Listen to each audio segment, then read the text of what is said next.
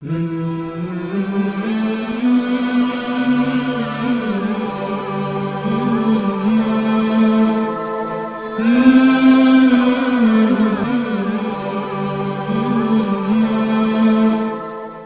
اللہ الرحمن الرحیم. ناظرین کرام سلام علیکم ورحمۃ اللہ وبرکاتہ.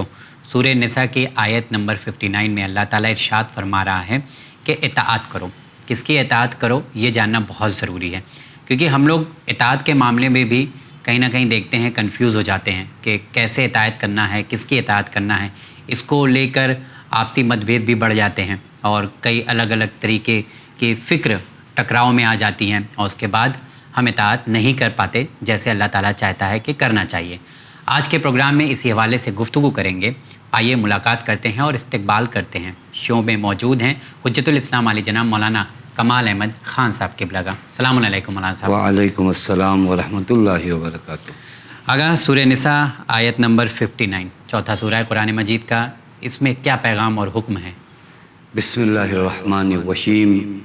یا ایہا الذین آمنوا اطیعوا اللہ واطیعوا الرسول واولی الامر منکم فإن تنازعتم فی شیء فردوہ الی اللہ والرسول ان کنتم تؤمنون باللہ والیوم الآخر ذالک خیر واحسن تاویلا.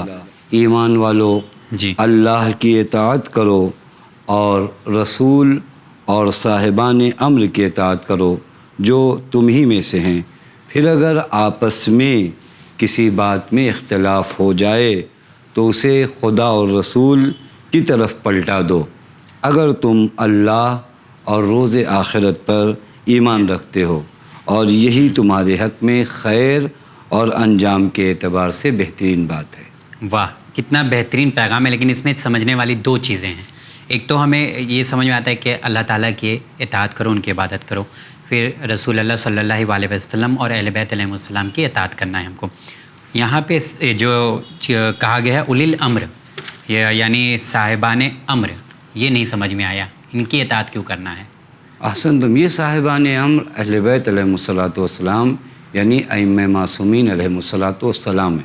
یعنی یہاں پر اولی الامر سے مراد ائمہ معصومین علیہ السلام. میں تھوڑا سے ناظرین کو بیان کروں، اگر وہ آیت کو انشاءاللہ ماہ مبارک میں برابر پڑھ رہے ہوں گے، اور ان آیات کو تھوڑا سے خیال کریے کہ دیکھیے ابتدا میں آیا اطیعوا اللہ، پھر اس کے بعد واطیعوا الرسول، پھر اطیعوا کو پھر لے کر آئے. حالانکہ واو کہہ کے آگے بات ہو جاتی، لیکن اطیعوا اللہ والرسول کر کے نہیں آیا، واطیعوا الرسول. لیکن جب اولو الامر کی بات آئی تو اطیعوا دوبارہ سے ریپیٹ نہیں ہوا. اس میں بھی اپنی لطافت ہے کہ خدا کی اطاعت ہم سب پر کیوں واجب ہے؟ چونکہ وہ خدا ہے. رسول کی اطاعت کیوں واجب ہے؟ چونکہ یہ خدا کے رسول ہے. یعنی اصل میں اطاعت کس کی واجب ہے؟ خدا کی. اس کو کہتے ہیں اطاعت بالذات ہمارے اوپر واجب ہے. لیکن رسول کی اطاعت اس وجہ سے واجب ہے چونکہ خدا نے فرمایا ہے کہ ان کی اطاعت کرو، لہذا یہ اطیعوا فرق کر گیا. لیکن اولی الامر اور رسول کے درمیان اطاعت کا کوئی فرق نہیں ہے. یعنی جیسے رسول کی اطاعت واجب ہے ویسے صاحبان امر کی اطاعت واجب ہے. اب یہ صاحبان امر سے مراد، میں ایک روایات تو بہت زیادہ ہیں کہ اولی الامر سے مراد سوائے معصومین علیہ السلام کی کوئی نہیں ہے. لیکن ایک عقلی دلیل دوں آپ کی خدمت میں کہ کیوں اولی الامر کا معصوم ہونا ضروری ہے. غیر معصوم کے علاوہ کوئی اولی الامر نہیں ہو سکتا. دیکھیے جہاں پر بھی اللہ اطاعت رکھتا ہے نا، کبھی اطاعت کنڈیشن کے ساتھ رکھتا ہے. ماں باپ کی اطاعت کرو اس وقت تک جب تک وہ تم کو شرک کی جانب نہ لے جائیں. فلاں کی اطاعت کرو اس وقت تک، یعنی خاص کنڈیشن لگا کر ٹکراؤ نہ ہو اللہ تعالیٰ. لیکن یہاں پر جو اطاعت آئی ہے کسی کنڈیشن کے بغیر آئی ہے. اطاعت کرو خدا کی، اطاعت کرو رسول کی، اور اطاعت کرو صاحبان امر کی. یعنی کوئی کنڈیشن نہیں ہے.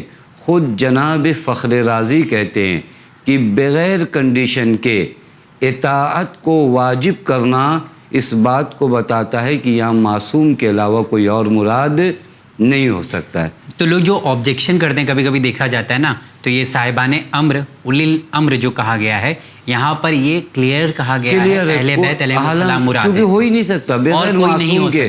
کسی نے معصوم ہونے کا دعویٰ خود کا کیا نہیں، سوائے اہل بیت علیہ الصلوۃ والسلام کے. اور یہ جملہ کہہ رہا ہے کہ سوائے معصوم کے علاوہ خدا کسی کی اطاعت کو بغیر کنڈیشن کے واجب کر ہی نہیں سکتا، چونکہ اگر وہ غیر معصوم ہوگا کہیں نہ کہیں وہ خلاف حکم خدا، خلاف مرضی خدا جائے گا.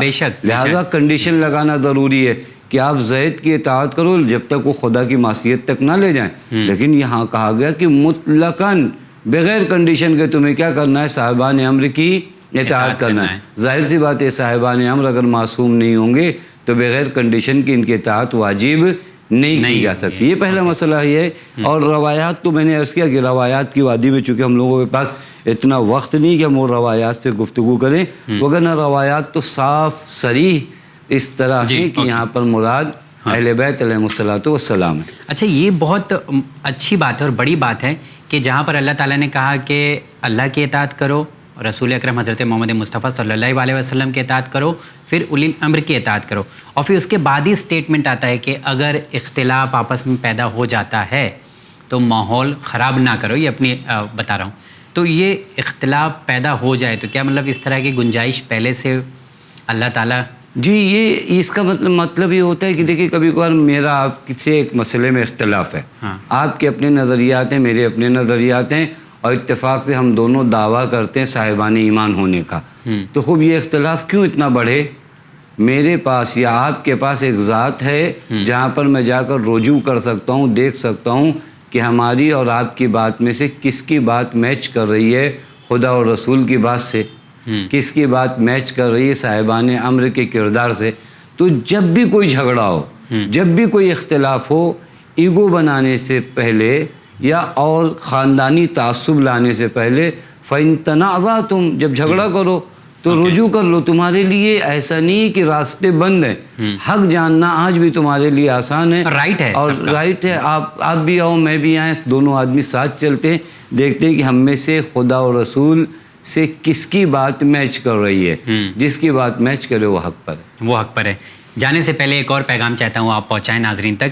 اکثر ہم لوگ یہ کہتے ہیں کہ جب بھی کوئی آیت ہوتی ہے تو رسول اکرم حضرت محمد مصطفیٰ صلی اللہ علیہ وسلم نے اس کا پس منظر بیان کیا ہے، اس کے بارے میں بتایا ہے. تو جہاں پہ اولی الامر آیا ہے، صاحبان ایمان آیا ہے، تو کیا کہیں پر آپ صلی اللہ علیہ وسلم نے کہا ہے کہ یہ مراد اہل بیت علیہ السلام سے ہے؟ کئی مقامات ہیں. میں بہت جلدی عرض کروں کہ غزوہ تبوک وہ غزوہ تھا جہاں پر حضرت امیر کو مدینے میں چھوڑ کر جایا جا رہا تھا. اور یہ بہت بڑی بات ہے کہ حضرت امیر کو کسی جنگ میں مدینے میں چھوڑ کر جایا جائے. لہٰذا مدینے والوں نے تانا دینا شروع کیا کہ حضرت کے تعلقات پیغمبر اکرم سے ٹھیک نہیں ہیں، لہٰذا پیغمبر اکرم انہیں چھوڑ کر جا رہے ہیں. مولا متقیان پیغمبر مولا تو مطمئن ہے، لیکن مولا ان کی زبان سے کہلوانا چاہتے ہیں تاکہ یہ لوگ سن لیں. حضرت امیر آئے پیغمبر کی بارگاہ میں اور کہا یا رسول اللہ مجھے بچوں اور عورتوں کی طرح مدینے میں چھوڑ کر جائے. وہاں پیغمبر نے ایک جملہ فرمایا، اما ترضا ان تکون منی بمنزلت ہارون من موسیٰ، یا علی آپ اس بات پر راضی نہیں ہو کہ آپ کی منزلت میرے نزدیک ویسے ہی ہے جو ہارون کو موسیٰ سے تھی. تو یہ مرحلہ درکیت اولو الامر خلفائے رسول اکرم صلی اللہ علیہ وآلہ وسلم کا مسئلہ تھا. روایات بہت زیادہ ہیں، وقت نہیں وگرنہ ان تمام روایت کو یہاں پیش کیا جاتا. اوکے، یہی دلیل کافی ہے سمجھنے کے لیے، لوگوں کو بتانے کے لیے. اور غدیر خم کا جو واقعہ ہے وہ بھی کافی ہے بتانے کے لیے، سمجھانے کے لیے اور سمجھنے کے لیے. آگا آپ کا بہت شکریہ ادا کرتے ہیں. انشاءاللہ نیکسٹ ایپیسوڈ میں پھر ملاقات کریں گے آگا سے اس پروگرام میں اور کئی سوالات کریں گے. ہمیں دیجیے اجازت. ہماری ٹیم کے ساتھ دیکھتے رہے چینل میں. بہت شکریہ.